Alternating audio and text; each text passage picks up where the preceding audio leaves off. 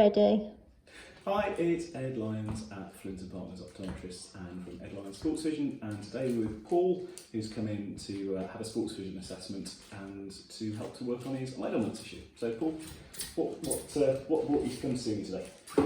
Getting to a situation where my shooting was deteriorating, and we looked at, I was thinking of eye dominance problems, left eye being the weakest, and decided to pop along and see Ed and have a look and see what we can come up with.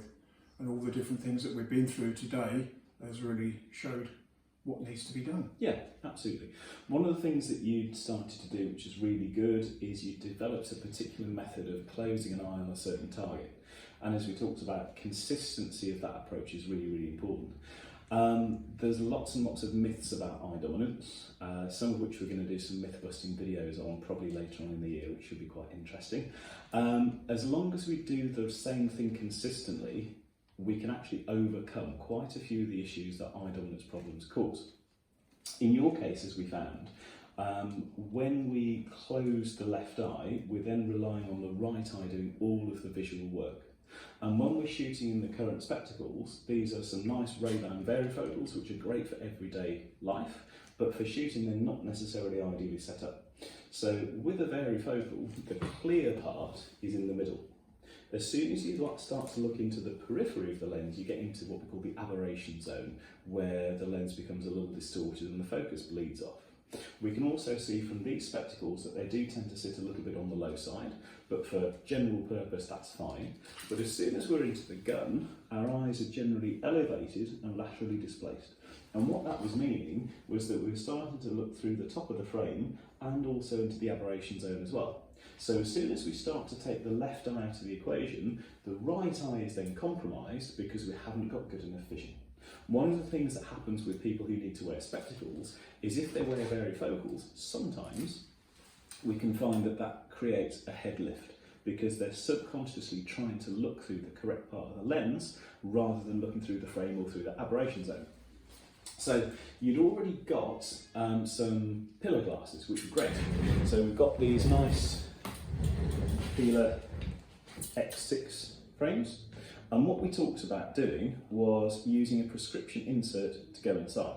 Now, you've probably seen all the different types of insert that Pillar have done over the years. They've actually brought out a new one for the X6, and this is called the split insert. And it's split because it's in two pieces, like this, and like that. So it's in two sections. And you can see that actually frosted. So what we're going to try here is to put a distance-only prescription into the right side of this insert, and we're going to leave the frosted lens in the left side.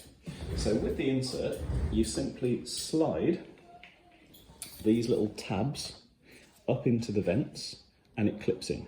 So here you can see we've got a clear one inside, which we're going to put a prescription lens in, and we're leaving the frosting in here.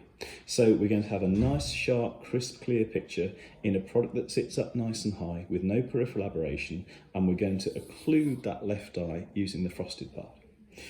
One of the reasons that we're doing this is that I think in time this little prescription is going to change because we've got the very, very, very early onset of a little bit of cataract.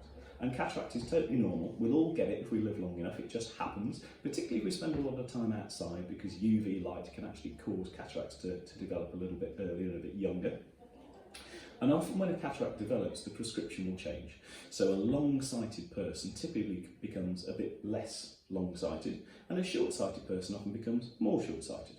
So the reason why in this case I didn't want to go down the full prescription glasses like the 580s and such that we do is they're quite expensive. And if the prescription is going to change in 6 months, it's another £300, £400, £500 to change the lens. Whereas if we change the lens in here, it's going to be 60 quid. We always use the best quality lenses that we can in the inserts, and there are lots of places that use super, super cheap ones. And I never understand the point of using a cheap lens in the prescription insert to then look through your expensive Zeiss pillar glasses, because this is the bit that does the seeing. But even so, in this case, a £60 lens is going to be really, really good quality. It's going to have a good anti-reflection coating on. So if and when the prescription does change, it's not going to be too much of a pocket breaker, really. One of the other things we looked about was managing a bit of the dry eye. And tear film is really important as well from an eye dominance perspective, because your tears are there to make sure that the eye is clean, happy, healthy, comfortable, but also has a really good ocular surface to look through. And your tear film's got 3 layers in it. So you've got a mucousy layer that sticks the tears onto the eye, an aqueous watery layer in the middle, and an oily lipid layer on the top.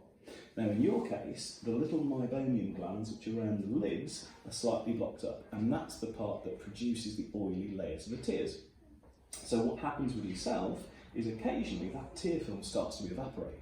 And when the tear film evaporates, things start to go blurry.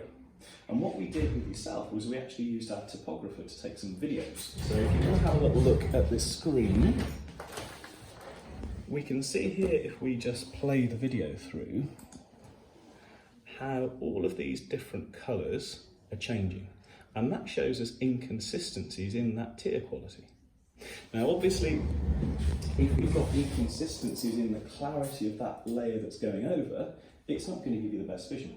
So as we said, if we are closing an eye, and we are using a varifocal, and the prescription's not right, and the tear film isn't great, then there's lots of sources of error here. And we're pretty confident with some products that we're going to use, we can improve tear quality, improve sharpness, and help to tackle this eye dominance issue as well. Whenever we do these assessments, we always do everything with the gun. So we brought the gun in and we had a little look at how the gun fits with the inserts and with the gun fits with this. And where did you have your stock made? Oh, in Italy. Yeah, and Aberration, was it? That's right, yeah. And they've done a brilliant job. So the stock fit on this lovely DT10 is absolutely perfect. And it's really nice and consistent. And we mounted the gun 4 times in different positions and the gun came up to the correct place every single time, which was great.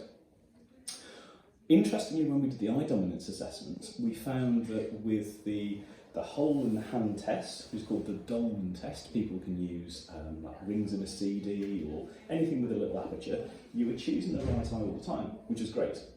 And that could mean that somebody might say, well, actually, you're right eye dominant. When we did the sensory dominance tests, which we do with things like fixation disparity tests, and these are more optical assessments, we again found that there was a strong preference for the right eye. But as soon as we did what we call the Porter test, which is where you point with your right hand and your left hand, then the left eye started to kick in. And this is why it's really important to have a comprehensive understanding of what the 2, 3, 4 different types of eye dominance test actually mean before you start making any recommendations as to how to fix it. And then, as we said in your case, there was some centre dominance that came in, Yes. then the left eye started to kick in. Yeah. But once you started to understand the picture, we managed to get that right back in at the moment. So what we're going to do, as we said, at this stage is simply try some occlusion. Because at the moment we've been closing an eye down, which is good, but it has its limitations, of course. Sometimes people can forget to do it. Sometimes it can be a bit fatiguing. Sometimes it's done at the wrong time in the shot. So this simple little frosted occluder is going to be a really good way to do it. If we need to make modifications in future, we can then take this little frosting out, and then we can start to reintroduce the prescription again. But I think for this situation, for the fastest and also the cheapest way of doing a little fix, we're going to be onto a bit of a winner. I think so too. So hopefully it's been worth coming up. Absolutely. And we've got lots of different solutions here to explore and to investigate. And we'll have these inserts ready in about a week. All right? Thank you very much. You're very welcome.